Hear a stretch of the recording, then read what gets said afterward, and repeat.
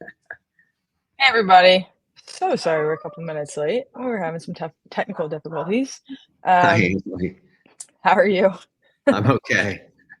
All right, so we're gonna go ahead and get started. Thank you so much for joining us. My name is Ansley, and I am the founder of Grant Cycle, which is a platform that manages incoming, outgoing, and pass-through grant funding, so you can easily tie your dollars and those of your recipients and subawardees to your impact. And now for our guest today.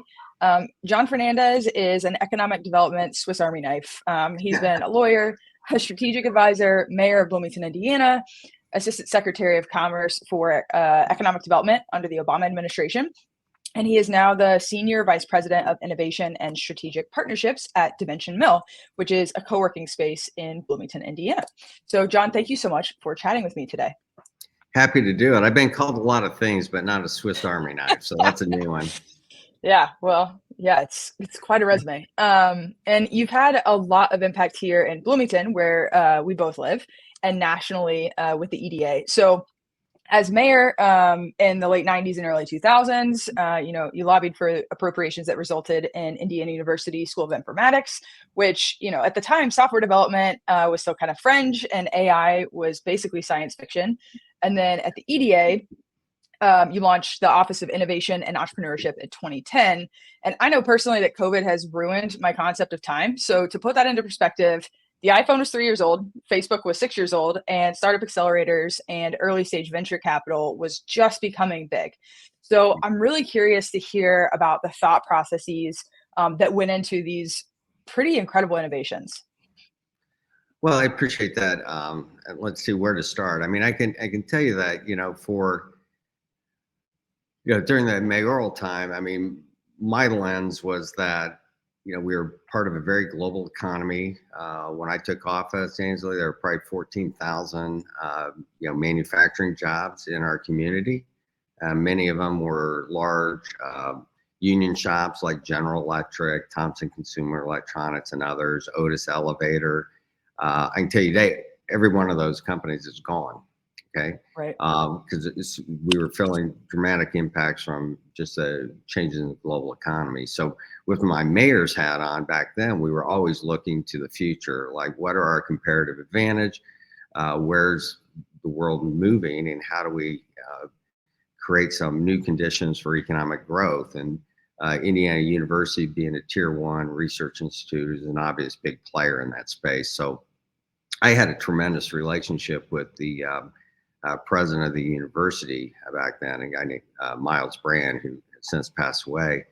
But Miles and I had an approach to advocacy that I thought worked really well. As we would do things together, he would carry the water on my priorities for the city, and I would carry his message on the priorities for the university. So we were always looking forward. I worked with the mayor of Indianapolis at the time, and this is just going to seriously date me. Mayor Goldsmith, who was mayor of Indianapolis, Mayor Dave Heath, who was mayor of Lafayette, and with proximity to Purdue University, and the three of us teamed up to create the Central Indiana Technology Partnership. So that is, a long time ago, and it was a precursor to trying to move some of our policymakers and community leaders away from some of the, traditional kind of economic development that was mainly, pipes in the ground, roads, et cetera, and thinking about, hey, here's where the economy's moving. Here's what the future looks like. We need to be thinking about, a digital economy. We need to think about what does that mean for workforce? What does that mean for how we're investing in our people, in our communities to position us for growth? Fast forward to EDA land. When President Obama was elected first term, I mean, we were in an economic free fall. We were losing 750,000 jobs a month. So it was pretty much an all hands on deck. And while we were addressing all those issues through the broad reach of the federal government, there was also a very laser focus on how do we increase our competitiveness? How do we move this country forward? And the Office of Innovation and Entrepreneurship wasn't just me. It was the Secretary Locke and the administration were very focused on that. But it was a um, three agency engagement around that with the Office of Patents, Trademarks, NIST, and then EDA working together to try and bring together this group of amazing people from industry, from academia, and government to try and move forward policies. Huge focus in the early days on we're investing all this money in research, whether it's in federal labs or in our universities, and we just are underperforming when it comes to optimizing that commercial, converting that research into products and companies and impact and moving forward. So it was a very interesting time for sure. Absolutely. And, being in Indiana, it is extremely rural, except for a few larger cities. And honestly, that's how a lot of the US is. Like we're not it's not all New York City. Right. So, the federal government through the EDA Department of Energy, SBIR program, I mean, they're pumping money into rural development, workforce development, all of these things. So what are the major trends that you're seeing across this sort of cross sector and cross industry economic development? Yeah, and to be honest, I don't know if these are new trends as much as just more intense focus. For sure. I mean, it's if you think about what's going to enable you to grow. Well, let me back up. I think one of the things that you are seeing, and it started, frankly, back in the Obama administration, is a much more intense focus on regional strategies, multidisciplinary, cross-agency, a whole lot more focus on bringing together, communities and resources for communities that are holistic, that are cutting across a lot of different subcomponents of what makes an economy, right? Sure. So that's not necessarily new, but I think there's intense focus on talent, more so than ever. A lot more focus on access to capital, especially in the early stage and growth stage world. I think people understand that more than maybe we focused on in the past. Infrastructure is evolving. It's not just the traditional infrastructure. There's a lot more focus on digital, but also, housing, placemaking, things that are important that can be attractive for talent. And then the talent becomes a center of activity, and it helps companies grow or attract companies to new areas. The business environment's certainly a huge deal. Being able to be conducive to moving fast and helping companies move fast. But I think that the trend is that people really understand that placemaking and talent are huge, and they're kind of interconnected. And in this, we had two things happening almost at the same time. You have in the private sector, there's been a lot of, and I don't even know if this is the right terminology, but it's almost like stakeholder capitalism. I mean, companies have to be concerned not just about financial, kind of fiduciary responsibility, but actually broader stakeholders, because it's having an impact on their brand, on talent, the whole thing. And then, so that's happening. Then you have COVID, and that just kind of created a whole different kind of mindset in terms of how people relate to their communities, the work they're doing, their sense of purpose, choices around lifestyle. All those things have kind of created, I think, a very interesting laboratory in terms of how things are going to move forward. As you know, Sure. here in Bloomington, I mean, we're trying to build companies and grow companies. We're also, have a remote worker program that really looks at a different thread of economic development, which is, instead of just trying to attract companies, how do we attract people? And, so there's a lot of interesting stuff happening. And there's still some uncertainty about how all these things are going to shake out. But it is a pretty interesting time to be trying to drive, regional or economic development. Absolutely. And I think Dimension Mill is a really interesting um, like example of this because like I said, Indiana is very, very rural in a part of the country that's very, very rural. And, for people who may not know what Dimensional Mill is, public-private partnership coming together to utilize or revitalize a historic building in an underutilized part of town to create an innovation hub, bring companies and people in. Um, and it's working by all metrics, both just sort of anecdotal and very specific data points. And now you all have secured EDA funding to expand this area and build the full tech park. And I moved to Bloomington for college in, I'm gonna start dating myself, 2010, 2011. So when I first came, none of that existed. If you were a startup or a business, you were just kind of on your own. So what sort of, and I know you've come to the mill more recently, but what happened in that sort of environment where a place like Bloomington saw the writing on the wall and decided, hey, we need to move on this because the shift is happening and we need to get in earlier rather than later? Yeah, and I can say, Ansley, that there's always been a bit of a support system here for small businesses, which is really what we're talking about. But we're kind of taking it to a different level. Through our community college system, Ivy Tech, they have a Gail and Bill Cook Center for Entrepreneurship that has always been very focused on providing access to like SBA type resources, helping future entrepreneurs think about business startups, etc. They're a big partner of ours, as you know, but the mill is a little bit more focused on technology-based startups, and so I think the one of the factors that I left out when I was talking about talent, capital, etc. Another important thing is just understanding the value of clusters, having these specialized areas of economic activity where there are a bunch of companies and people who are in related fields, where you get some of that cross-pollination. You build a community so they feel like you've got access to support.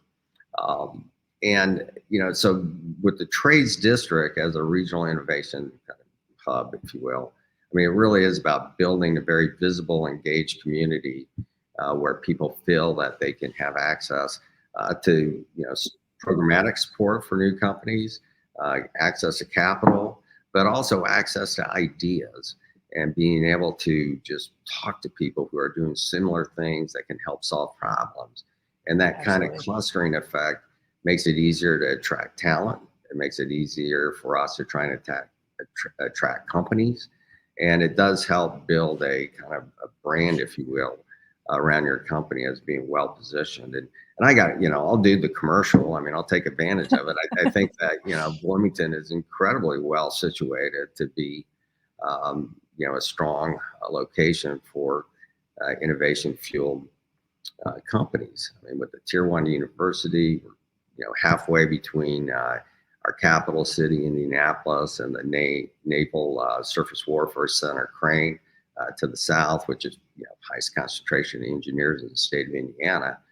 Beautiful setting, great natural resources. So it is pretty well positioned, but we do have our gaps that we're trying to address, and that's the work that myself and my colleagues here at the mill are trying to advance. Absolutely. So, you mentioned Crane and then, Indianapolis. And so how do cities, towns, regions build these relationships across the public, private, and nonprofit or, sector and make sure that everyone is rowing in the same direction to make something happen? Well, that is the key. I mean, getting the key stakeholders together, understanding kind of what our shared interests are, trying to develop a common view of the future that we can align a lot of our commitments, policies, investments around, and move forward together. That's not always easy, but it is the only way. But when you get it right, it can be very powerful because you do have that kind of shared interest and vision. Um, And I think for, I mean, if you look at one of the things that we just know about the economy today, and this is not unique to the United States. I mean, we know with the dramatic impact of innovation and technology and how that's changing industries, uh, we're currently in a kind of a winner take all environment. I mean, the nearly all of the huge percentage of job growth in these innovation fueled industries are concentrated in about 5 locations across the United States. And in other countries, it's the same phenomena where you just have, these centers of activity that are continuing to grow. That's where all the job growth is. And you just see this huge divide. I mean, we talk a lot about the income inequality across demographics of peoples. It's the same thing as it relates to these divides of economic growth across communities, across states and cities. And so for, it's the easier play from an investment perspective.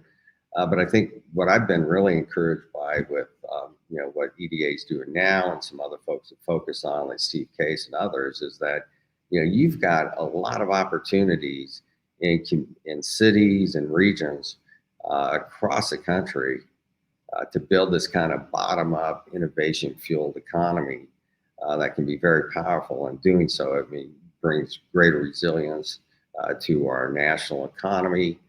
It's just there's so much value in thinking that way, and I'm encouraged by a lot of the work that you've seen with these various hub proposals, and whether it's NSF or EDA or it's across the board, which is pretty encouraging. Absolutely. And, I think a lot of people push to make smaller cities big, but that's not always the best, Yeah. approach. So how can states and regions leverage rural development and rural development dollars to do placemaking for large industry, like alternative industry, battery manufacturing, data hubs for, this AI boom? How do we go about approaching that? Well, I mean, it's got to be bottom up, with support from the top in terms of, co-investing, enabling some of the investment, et cetera. But I think it's really driven by the communities themselves. I mean, and in many cases, I think the risk is losing authenticity about who you are. What are your real strengths? What are where are there real opportunities to build? Um, I think for a lot of rural communities, at least it was in some of my experience around this back in my EDA days, was that I think there's just massive strength in regionalism. I mean, most rural communities have connections and networks related to some of the larger metropolitan areas in their region, and they both have unique assets to contribute to a regional economy, and working together and figuring out how to leverage some of those assets can be, I think, advantageous. But I mean, people have to drive this from the bottom up and help define where they're going and get support to enable that to happen. Absolutely. And, these rural places have something that the more urban places don't, which is space. Yeah, You got room. And, a larger city like Indianapolis or, any similar size, you can't just bring in huge manufacturing. You need those partnerships with more rural areas because that's where your job growth is. You can only build so much in a very densely populated area. yeah, I it's a also, challenge oh, too, go Angela, ahead. because I mean, many companies, if you're talking about larger scale kind of developments for manufacturing and those kinds of, because there's so many big investments happening right now with some of the chips related work and microelectronics. These are large, battery development. These are big, installations. But for many of those companies, I mean, they want to have space. They also want to have access to workforce. And so thinking in terms of those regional connections, what's the labor shed going to look like? What are we doing from K to 12 to stackable credentials, whether it's through community colleges or other universities, is building that pipeline of talent that can actually come and make those operations effective. That's, Absolutely. I mean, that's another trend that I think a lot of folks are losing sleep over, is just the aging of our workforce. For sure. And And again, that's not unique to the U.S. right.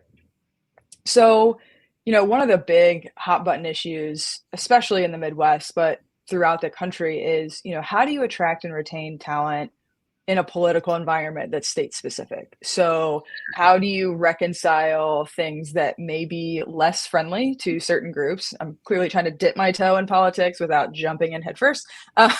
But how do you leverage those things with, hey, there are all these opportunities, but you may have to give up a bit of your freedom to come here and do that? So I think you're just trying to set me up to get in trouble. No, I mean, No, Florida and lots of other places. It's yeah. in the news. It's a big topic, and I think I would be remiss to not bring it up, especially given your local and federal background. But it's It's a, something that you know, entrepreneurs talk about a ton. I mean, from my perspective, I think it is a very legitimate issue. Prior to joining the mill earlier this year, I've been chief innovation officer for a very large global law firm, and we had operations, in multiple locations across the United States. And post Dodd's decision by the Supreme Court, I mean, that created a huge issue for us because we had a lot of folks in offices like in Indiana, where you got a lot of talent going, do I really want to live here if it means that I'm not going to have access to reproductive care, if I've got the government saying they're going to get into my medical business? It creates challenges. And it's not just that. I mean, it's the broader issues of all the it's kind of weird because I mean, from a global basis, I mean, the whole notion of like ESG and thinking long term about stability of companies is less controversial than it is here. And there's been this whole political movement to try and create these culture wars, which are really, in my opinion, just not very productive. And so hopefully that'll kind of settle out, because you go back to what we talked about earlier with kind of the evolution of this kind of stakeholder capitalism. Future consumer markets are going to be driven by people today that want to see this kind of stakeholder point of view taken seriously. And so I don't know what the future is on any of these issues in terms of how it's going to shake out. But I think it would be you'd have to have blinders on to think that some of these big social policies, especially around the reproductive rights and just being able to control your own body, is having an impact on how people view choices in terms of where they want to live. Absolutely.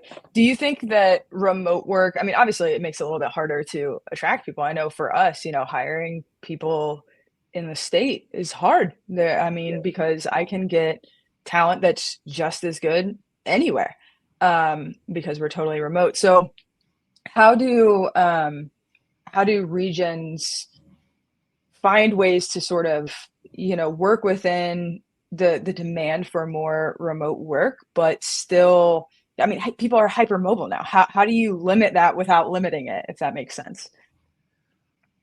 As long as those opportunities exist, you can't limit it. And I think there's still an open question in terms of future work. As we're developing a second facility here within the Trades District, and the design's very intentional to be a magnet for people to want to come into that office. So if you're a local employer that's working out that space, it makes it a little bit easier for you to bring your people in, even if you're in a hybrid kind of situation. Sure. I'm not sure I'm answering your question, but as long as there's a marketplace for remote, a lot of people are going to take advantage of it. And from a Absolutely. community perspective, then you really got to think about quality of place, and are you an attractive place to live that the people are going to want to come Right. and contribute to your economy. Um, so I So don't know. should we expect We'll ping see pong if tables? Pardon me. Are we gonna have ping pong tables and like free lunch at this new building? No. Go full Google to attract people? Yeah, I think they've kind of scaled back on some of that, but I don't know. Sure. Yeah. The companies that So go in there can do whatever they want. absolutely. So future of work is kind of what we were hitting on there. So do you think I mean, AI is kind of having a heyday, and I don't think anyone knows yet if it's a fad or, I mean, it feels very much like Bitcoin in the sense that, or cryptocurrency, that there's a place for it, but we don't necessarily know what that is yet. And there's all these different options, and we're still trying to reconcile the potential good with the potential earth shattering bad. So how do you see AI impacting the future of work and economic development and all these placemaking types of issues and recruitment issues that we've hit on?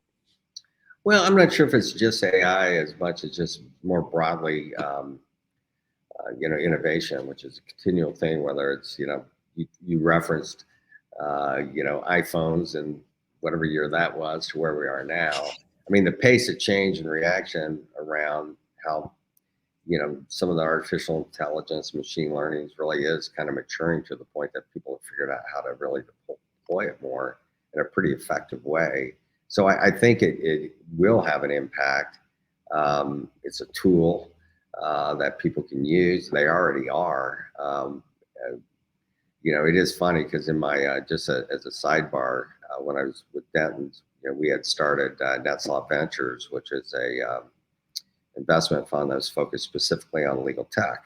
And just to talk about how things changed, when we launched that in 2015, I think there were maybe 400 companies globally that refer to themselves as legal tech. Now, of course, it's exploded. But the point is that as I was leaving Denton's, I mean, it's like every company that came in um, that was pitching some legal tech solution was all AI, and I said, wow, some of it was, some of it wasn't, some of it was just decision Right. trees and very effective tools.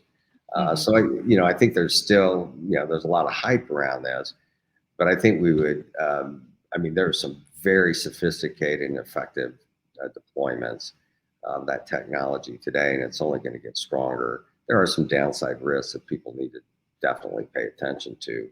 How is that going to change things? I think it's certainly going to put a premium on having enough education or training to be able to deploy these tools, and you can't pretend it's not going to have some effect.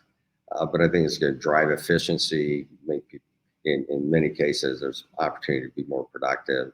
I think the big data crunching. I mean, we see with in the area of drug discovery some tremendous potential. So I'm not naive, but I do think that it's a force that if put necessary guardrails up, it could be a really big force for good. Absolutely.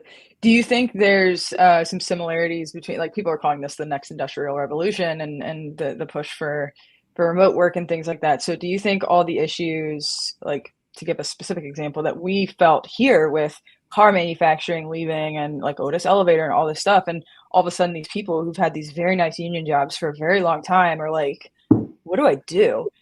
So do you Yeah. see AI coming in and displacing people in a similar way and them having to reskill or upskill to sort of continue being employable? Well, but in some cases, probably. Um, but I'd hate to overstate it too, because I mean, Sure. automation, if that's what we're talking about, has been going on since I was a kid. And this is just a next layer of that. So, I mean, if you want to talk about like the fourth industrial economy, I mean, or in fourth industrial revolution, I mean, that's been happening for, more than 10 years. And a lot of that is, maybe we're just increasing the pace of change, um, but it's not necessarily a new thing. And in that context, I mean, it's like multidisciplinary. work. I mean, a lot of different conversions I mean, you think about like synthetic biology, how that's affecting healthcare, how it affect manufacturing. I mean, it's an interesting place, but I think a common thread is, having the right workforce, and that can be, formal degrees, but also specific skill-based, credentials to be able to deploy some of these new tools and technologies. And then, paying attention to, the social side of this. When I'll give you an example, when Thompson closed, that's a big deal. I mean, the average workforce at that company, or the average tenure at that company when they closed was 29 years. Wow. So these people who had, they're like second, third generation of working at this assembly plant. And so as it worked out, a third of the affected employees retired. A third found other jobs because there were other opportunities, and a third went back to school to train. And there were a few that just fell off the radar and did some other things. But I think that may not be a great analogy for some of the changes that are going to happen with AI, but you just never know, Ansley. I mean, just think about it. I mean, the story I've been following recently that I find interesting is, supermarkets. They all went to self-checkout, right? And now you have some of the big players pulling back, and they're actually bringing humans back in as cashiers because they found that, customer satisfaction and actual efficiency was actually better. So, I mean, that may be a terrible example, but sometimes we see movements going one way and then the pendulum comes back a little bit, does a little self-correction. No, I think that's a brilliant example because there's also all this technology coming out because theft was going through the roof with a lot of these self-checkout stores too. And so there's this new technology now where I read this super interesting article where if you're doing self-checkout and suddenly it throws an error, chances are that the person standing, like the employee standing near you, made it look like it was throwing an error because for some reason they had reason to believe that they needed to check what was in your bags. So I confess, and my wife can validate this. I am the absolutely worst person for self-checkout because I'm impatient. I'm in a hurry. I just want to go, and I'm constantly getting the error message because it thinks I'm not putting stuff in the bag or whatever. Apparently you look like a thief. No, I'm kidding. But my kids are always like sitting on the scale and I'm like, get up. Like I'm trying to weigh my groceries. It's not. Putting humans in a self-checkout environment really shows you how evolved we are. And the answer is not. But I think what you said is actually really comforting because I think there's this, collective idea that AI is going to take over the world. And, Elon Musk has said that in the future, humans won't have to work. And I think a lot of people are like, but I don't feel like I work. I love my job. I'm one of those. I absolutely love my job. I would be so bored if I ever retired or whatever that meant. And so I think people are afraid to automate everything, but it's comforting to look back and say, look, we've been automating for years. Look how long we've had screens in our hands. And we're still not, colonizing Mars. So I don't think there's any near-term concern, probably not even in our lifetime or maybe even our children's lifetime, that we just won't need to work and we'll all just be like those people in Wall-E who sit in their little chairs. It does sound nice sometimes, but yeah, no, I appreciate that perspective a ton. So something I'm really curious about is, do you think that COVID accelerated all of this stuff? Like this would have been the natural progression and COVID was just this like huge force that moved it all faster, or do you think it literally shifted things in a different direction? Probably a little bit of both. I'll give you another kind of, I think funny story is like, when I was part of our global management team, we would travel all the time because we had at that time I think 203 offices in 90 countries. Wow. And so we'd move around from region to region to engage with our clients. And colleagues, and that gets really expensive. It does. And we used to joke, is like, why aren't we doing more of these, quarterly or monthly meetings by Zoom, or back then Blue Jeans or whatever, before Zoom became a verb. And then COVID hits, and bam, I mean, think about it. I mean, we had about 20,000 employees around the world. We had to go to essentially be in a virtual law firm overnight. Um, Absolutely. it forced a lot of change that was already happening, but probably not fast enough. Hmm. And then it really required very quick movement. And then post COVID, when people could start, well, I don't know if I wouldn't say we're post COVID, but Post-ish. post pandemic kind of emergency, when people start traveling again, it was like, why do we want to do that? We got so Right. used to it. So I think there are some elements of what happened during the pandemic that accelerated some of the change. Um, and then other areas where we're kind of moving back to kind of pre-COVID. It's kind of a strange thing. I mean, years from now, we'll kind of figure out what just happened. Yeah, been a very interesting time to be an adult. From the kid perspective, it's probably very scary. But from the adult perspective, things are moving. So, I mean, we've lived a generation in 3 years in terms of how the world has changed. Yeah. So, given that, we were very, very global and there was a lot of movement, and then we had to sort of become very insular with COVID, and now we're opening up again. Um, it's no secret that the US is far, far behind other countries in lots of different areas. But how do you think we are uniquely positioned in the global economy? Like, how does the US carve out a niche for ourselves to be able to compete on a global platform? Well, I would say we may be far behind in certain areas, but in other areas we're Yes. very far ahead. I mean, we have Yeah, probably the strongest economy in the world right now in terms of growth and GDP and capabilities. The foundational elements of a modern economy, we are really pretty strong.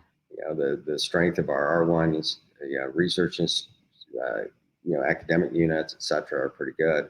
I'm unabashedly kind of I think having a pluralistic liberal society is actually a good thing in terms of creativity and innovation.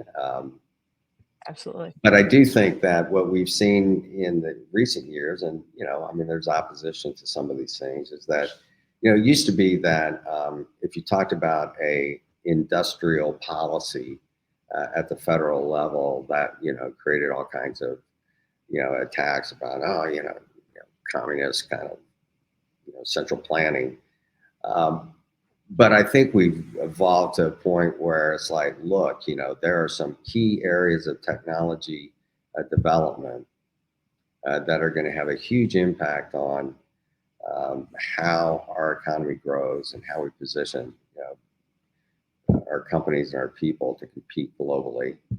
The competition in other countries has really elevated, and so you For don't sure. have this kind of way ahead when it comes to intellectual property and institutions. So it's a much more competitive global environment that we're operating in. But I think we're well positioned to do it, and especially since we're thinking in terms of, look, you've got these key areas that are going to be absolutely essential to how products are made, how services are delivered, and there's nothing wrong with focusing resources from federal, state, government to kind of see that. We always did that. We just never called it industrial policy For because sure. people would freak out. But we've always done it. We've done it either through Absolutely. our tax policies or through other programs in various agencies. But now we're being a little bit more deliberate about it and saying these are the big drivers that are going to, you know, determine whether our economy and our communities are in a position of strength or not. And I think Absolutely. that's a good thing. But For sure. So we've got about 10 minutes left. So if anyone has any questions, feel free to drop them in, and we'll try to touch on as many as we can. But to shift to the grant side of things a little bit, you have Mhm. a very unique perspective having been in the federal government. So, there's money for so many different things coming out right now. How do grant applicants, set themselves apart? What does an innovative approach mean? How do people ensure funding for their projects? Yeah, and I think that applicants are becoming more sophisticated, and agencies who provide grants are getting more sophisticated. For sure. And I think there's a trend more towards, and it's always been this way, but I think it's becoming even more, I guess, specific in that agencies want to see what impact is happening from the dollars, not just what outputs are happening from the Absolutely. dollars. And so, tell me what you're going to do, when you're going to do it. How do I know it's going to be successful? And you know, but for the support from my uh, agency, you know, would this thing happen or not? And I think Right. there's a more sophisticated approach. I think and this is kind of I guess a shameless plug for from my perspective for a grant cycle, but I think setting up your we always learned back in the day that if you're designing programs, be very smart at the front end in terms of how you're going to measure success at the back end. And if you create the Absolutely. tools um, to enable you to collect that data to tell those stories, it really helps you get the next round of funding because you already have the impact uh, at your fingertips to talk about and get people excited, whether it's from future grants or whether it's from investors or from other kinds of community support for what you're trying to do. Y'all, I didn't even tell him to say that, but I completely agree, and it's something we talk about all the time. Impact is not a feeling. I can't say we felt good doing it and write a grant proposal around that, or even report to a stakeholder with that. It's a math problem, and if you can get down to the unit economics around that impact, you can reproduce it, and then your grant proposals become you give us X dollars and we produce Y units of impact. Now that seems very reductionist and very sort of like churning people through a factory. And obviously, people are not widgets, but it kind of has to be approached that way in a sense to be able to have any benchmarks of success. Just saying we felt good doing it or the people we served felt good being served is just not, it's a pretty low bar now when there's so much innovation going on. Yeah. Um, yeah. So are there any, trends or technology areas that you're particularly excited about for economic development? I mean, I'm kind of very focused on a few sectors and technologies um, that I think we have comparative strengths in from a regional perspective. Sure. So the work we're doing, we're very focused on kind of biotech, defense tech, all things kind of AI, ML, because of our Hmm. the tremendous asset of the Luddy School, and Right. then in the creative arts area too. I think we have some real potential. I mean, and that's not just performance, but Right. the infrastructure and the technology behind that that really builds an entire industry. So I think those are the areas that we're really focused on the most. Sure. Now And there's plenty of other interesting stuff happening, whether it's in food, ag tech, etc. absolutely. Yeah, and there's Yeah, so many interesting I'm really innovations interested coming in out kind of the whole food, um, innovation. for sure. Yeah, because I mean it's these boring industries that have operated the same way since humans, started settling in cities, and it's finally, seeing these mass innovations where you can measure all these insane things with Yeah. things like AI, which makes it really interesting. Um, so do you think that because I know being at the mill and stuff, there's a lot of venture capital activity going on around there. So do you think that this VC culture and this drive to be a unicorn, like $1 billion company, which by the way is a valuation that a person put on it. It has nothing specifically to do necessarily with revenue. So do you think that is hindering entrepreneurship, like all the struggles we've been dealing with in the venture capital and innovation space this year in particular, or do you think that constant drive to push those valuations up and be bigger, move fast and break things, if that's helping innovation? It's probably a little bit of both. I mean, I think, but for that whole venture development activity, back in the day, I mean, there's a lot of, life-changing, industry-changing innovation that would not have happened. For sure. Like a lot of things, it can be a force for good. I think that, I hate to, use too broad of strokes because Sure. same thing with like private equity. I mean, there are different approaches, and some are kind of vulture capitalists, and some are not. And It's a great term. but I think that I think there are a lot of upsides in terms of getting people to think differently about investments.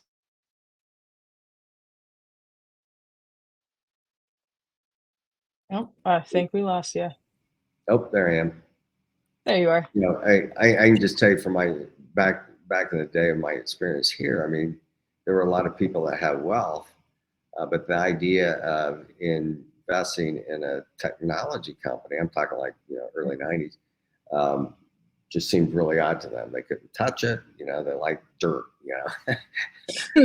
Um, Yes, physical things for so sure. I think that's evolved, and I think some of the impacts and a lot more understanding around venture investing and early stage investing has been a positive thing. And as we have the Flywheel Fund here, and one of our main intentions of that fund is to get more people participating, people who are qualified investors who can actually start investing in companies and new companies and small companies, rather than some of the more traditional investment options for their wealth.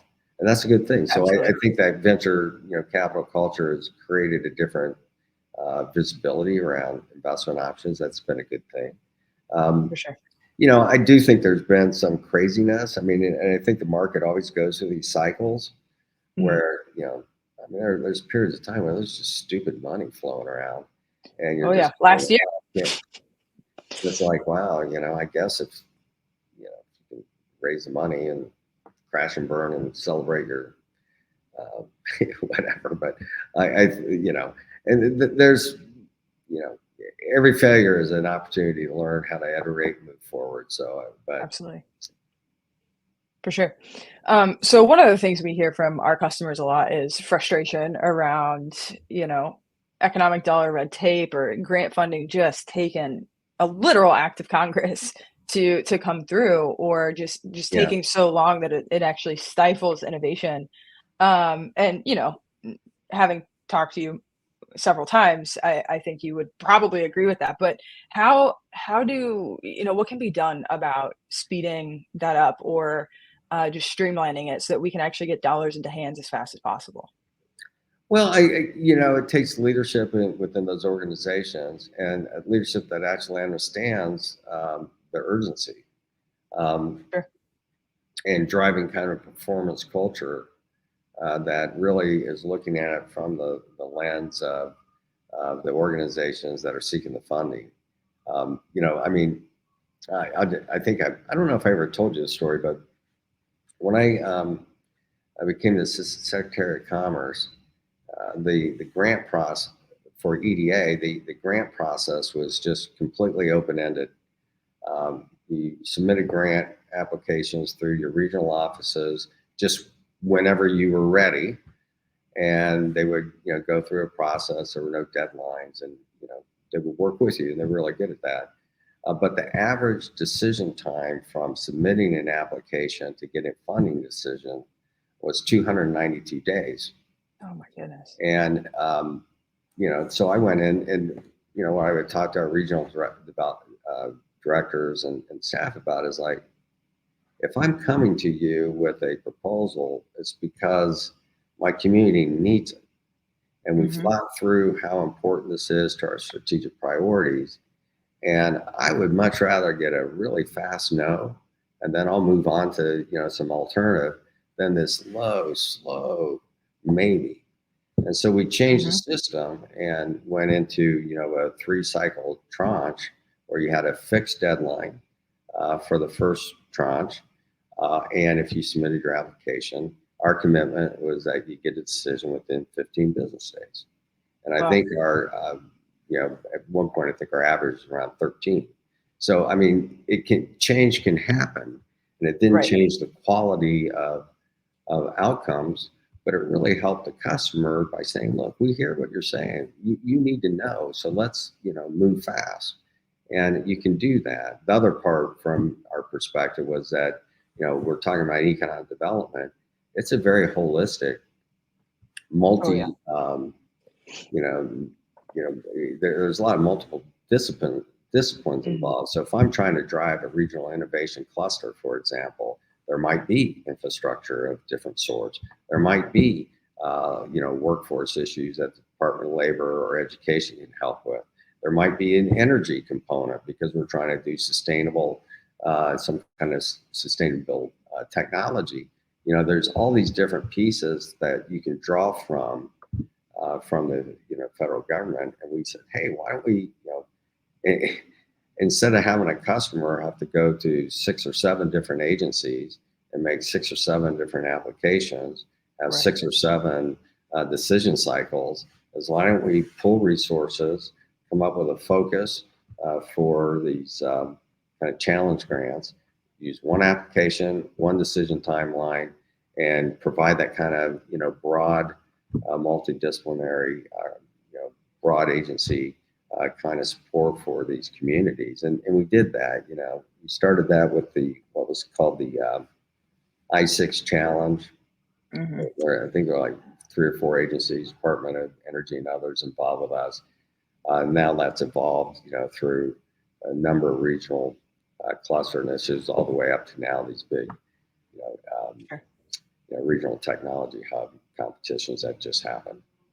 Yeah. But to your point, I mean, I just think that customers need to tell, clients need to tell, and help educate some of the granting agencies about why speed matters, and work together to kind of work through some of the process changes that can be easier on both sides of the table. Absolutely. So I want to be mindful of the time. I sincerely appreciate you chatting with me. This has been very interesting for me personally, but I hope very enlightening for the folks joining us. Any final thoughts you want to give, or anything you want to shout out? No, I just really appreciate the opportunity, and hopefully it was helpful. And good luck with your company, and let us know how we can continue to help you. All right. Thank you so much. All right. Have a good one, everyone. Yeah, thanks.